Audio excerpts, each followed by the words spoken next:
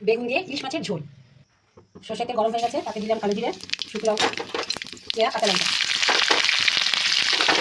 একটু বেগুন করে কেটে রাখা বেগুনটা দিয়ে দিলাম। বেগুনটা একটু করে কেটে দিলাম। এখানে স্বাদ মতো লবণ, জিরে গুঁড়ো আর পরিমাণ মতো হলুদ দিয়ে একটু নেড়ে করে নেব। এবারে নুন হলুদ মাখিয়ে রাখা মাছগুলো দিয়ে দিচ্ছি। ইলিশ মাছ কাটা খুব স্বাদ লাগে রান্না করলে। এটা করে রাখা জলটা গরম জল করে রেখেছি দেবো। করে রাখা গরম জল দিয়ে দিলাম। খুব সহজেই রান্না করে এটা, আর খেতে খুবই ভালো লাগে। এবার আমি নামিয়ে নেব। এভাবে ইলিশ মাছ রান্না করা সব থেকে সহজ, অথচ সব থেকে সুস্বাদু।